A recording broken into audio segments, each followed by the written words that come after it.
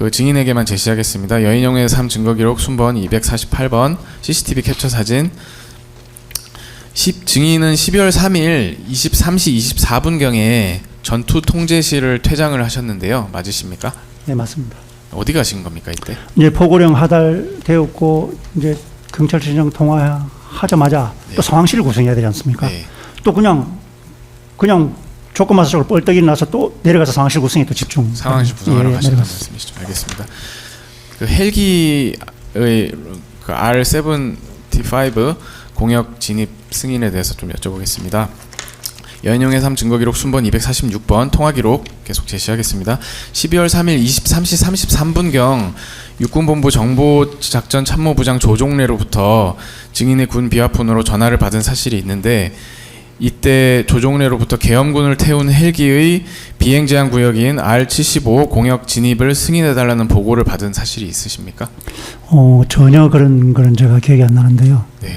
어떤 내용으로 보고를 받으셨습니까? 그때 이제 막 상황실 구성하고 지휘감독권에 대해서 얘기하고 있는 중에 아마 전화가 왔던 것 같습니다. 보고령 내리고 바로 갔을 때 왔는데, 뭐 누가 어디에서 출발했고 누가 가고 뭐 어디로 가고 이런 게 전혀 없었고, 실제로 나중에 그 법정에서 제가 그렇게 들었고, 그 장관님께서 이제 군사행동을 모두 이렇게 책임지시고 하시는 과정에 6번은 공역을 승인하거나 통제하는 조직이 아니기 때문에 정작 부장이, 제가 이제 총장이니까 또 계엄사령관이 하지만 그 수방사 쪽으로 헬기가 이동하고 있다는 저는 그런 취지로 들었고, 그래 알겠다 뭐 이렇게 했었고, 또 이 과정이 계속 말이 나와서 이제 군사법정에서 얘기하는 내용도 저도 제가 모르는 상태에서 좀 듣고 있었는데, 나중에 실제로는 그 객관적인 사실이 31분경에 이미 이제 공역을 통과했다고 다 돼 있거든요. 그리고 33분에 제가 그 정작부장과 통화했다 그러면 그때는 그런 생각이 전혀 없었습니다. 이게 그 계엄사령관의 승인사항이지 아닙니다. 않습니까? 계엄사령관은 평상시에도 합참의장이 수방사 공역에 대해서 수방사령관이 위임돼 있습니다. 합참의장이 가타부터 하지 않고. 저도 정확한 건 모릅니다. 제가 계엄 상황이기 때문에 계엄사령부에도 좀 보고가 돼야 되는 내용인 것 같은데, 그래서 정작부장이 보고한 거 아닙니까? 그렇지는 않을 것 같습니다. 아마 정작부장도 연락이 와서 물어봤겠지. 정작부장도 그때 계엄사 상황실이 구성된 것도 아니고 또 어떤 직책이 있는 것도 아니고 육군본부 정작부장 입장에서 전화가 왔었습니다. 정작부장 그러면 헬기에 대해서 뭐라고 얘기했습니까? 어떤 헬기? 수방사 방향으로 네. 헬기 몇 대 이런 말도 없었습니다. 수방사 방향으로 헬기가 가고 있다 이렇게 얘기했습니다. 네. 알았다. 어떤 헬기라고 했습니까? 그런 말 전혀 없었습니다. 헬기는 여러 종류가 있지 않습니까? 예, 헬기가 여러 종류가 있는데 상황이 발생하면 이제 뭐 여러 헬기가 뜹니다. 뭐 하다못해 구급 헬기도. 보고를 하는 사람 입장에서는 어떤 헬기인지 좀 특정을 해서 보고를 했을 것 같은데. 아마 그 정작부장이 거기서 어떤 그 누구 외화부대를 보고받고 환자 수송, 육군본부는 환자 수송 같은 그런 보고는 들어오거든요. 네. 그런 보고가 들어왔으면 뭐 어디 부대 사고가 나서 뭐 헬기 이동합니다 이런 보고를 했겠지만, 네. 정작부장이 아마 어디서 전화 받고 바로 저에게 전화를 했기 때문에 본인도 몰랐던 것 같습니다. 근데 증인께서 알았다라고 하시려면 뭐 내용을 알아야 알았다고 하실 거 아닙니까? 헬기가 이동하는 걸 알려주니까 그래 알겠다. 헬기 당연히 이제 상황이 걸렸으니까 헬기들이 하늘에 날아다니는구나 이제 그렇게 생각했었습니다. 상황이 걸려서 계엄 상황이 되었고 네. 군사 이제 합참 이제 전투 통제실에서 군사 행동들이 이제 진행되고 있을 거니까 또 어떤 상황에서 헬기도 또 움직이나 보다 이렇게 생각했었습니다. 그럼 군사 활동과 관련된 헬기라고는 생각하십니까? 예. 그래서 뭐 의무 헬기도 있고 헬기가 다니는 것이다 이렇게 그냥 알려주나 보다 통보하는구나 이렇게 생각했고. 네, 알겠습니다. 계속 여쭤볼게요. 증인은 위 헬기가 사실은 특전사 헬기였는데 특전사 헬기이고 국회로 향하고 있다는 사실은 모르셨다는 말씀. 그때 당시에는 전혀 몰랐습니다. 그 수방사 참모장 조백이는 이 사건 법정에서 수방사 항공작전통제차장 유정훈으로부터 특전사 소속 헬기가 국회 방향으로 이동 승인을 요청한다는 보고를 받고 2번 정도 보류를 하다가 특전사 참모장 박정환과 통화를 한 후에 작전처장 김문상에게 계엄사령부에 전화해서 승인을 받으라고 지시하였다는 취지로 증언을 했고요. 그 다음에 작전처장 김문상은 이 사건 법정에서 헬기의 진입 승인 요청이 왔을 당시에 특전사 헬기이고 행선지가 국회라는 사실은 알았다라는 취지로 증언한 바가 있습니다. 그래서 김문상이 조종래에게 승인을 요청할 당시에 특전사 헬기임과 행선지가 국회임을 알려주었을 걸로 생각이 되거든요. 그럼 증인도 조종래로부터 특전사 헬기이고 행성지가 국회라는 걸 들으셨던 거 아닙니까? 아닙니다. 그런 내용 전혀 없었고 군사법정에서 조종래 그 정작부장 얘기도 본인도 그런 얘기 전혀 들은 바가 없다고. 그러니까 조종래 진술을 뭐 100% 지금 네. 저는 그대로 할 게 아니고 네네. 밑에서 보고가 올라오는 과정에서는 특전사 헬기고 국회로 향하고 있다. 이런 보고가 있었거든요. 그럼 조종래가 그 부분을 증인께 보고를 안 했다는 말이 되는데 보고 체계상 좀 그럴 수는 없는 일 아닙니까? 예, 뭐 군사적으로 그런데 네. 제가 그 공역을 통제하고 그런 권한이 있는지 이런 것도 그때는 잘 모르고 있었고 실제로 그런 얘기를 하지 않았습니다. 증인께서 권한이 있는 문제는 좀 네네네네. 차치하고 보고를 하는 입장에서는 그 보고를 하려는 내용, 보고 받은 내용을 그대로 전달을 하는 게 뭐 당연한 그 군의 업무적인 프로세스지 않습니까? 그러면 네네. 그 특전사 헬기가 국회로 향한다는 보고를 받았으면 그 조종래에게도 같은 취지로 전달이 됐을 것이고 조종래 역시 증인께 같은 취지로 보고를 했을 걸로 생각이 되거든요. 증인의 기억은 없으십니까? 네, 그렇습니다. 그럼 단순히 이제 군용 헬기다 정도만 생각하셨다는 말씀이세요? 그때도 군용 헬기다 이런 말도 없었습니다. 그냥 헬기가 수방사 방향으로 이동하고 있다. 네. 그런 정도였습니다. 알겠습니다. 그럼 헬기가 몇 대라는 얘기도 없었다는 예, 말씀이신가요? 그렇습니다.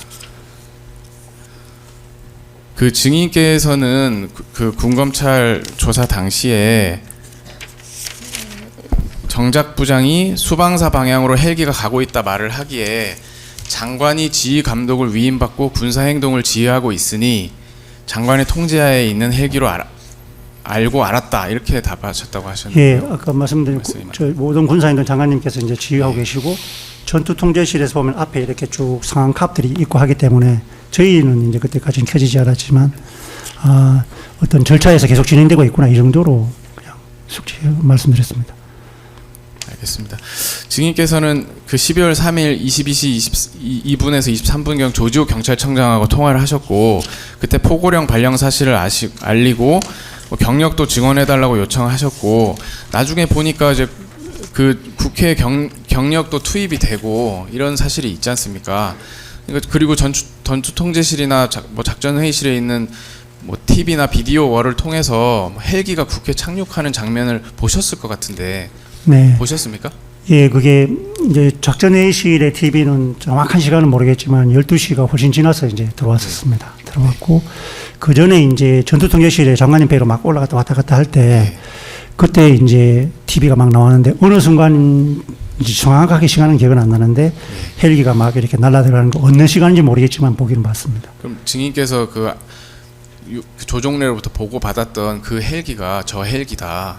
그때는 생각을 하실 수 있는 거 아닙니까? 그때 헬기를 봤다면은 제가 금방 탁 느낌이 왔겠죠. 근데 그때는 제가 그런 영상을 정확하게 못 봤던 느낌입니다. 나한테 보고했던 헬기가 저 헬기 아니야라는 생각이 좀 드실 법해서요. 아니 근데 그 전에 제가 그 헬기를 봤는지 안 봤는지를 제가 모르는데 그때는 그런 생각을 전혀 못했기 때문에 모르겠습니다. 알겠습니다. 92항은 생략하겠습니다. 그 당시 상황에서 헬기가 뭐 투입될 만한 긴급 임무가 뭐가 있겠습니까? 모르겠습니다. 그냥 처음 맞이하는 상황이기 때문에 어떤 절차가 진행되는지 제가 지금도 그건 잘 모르겠습니다.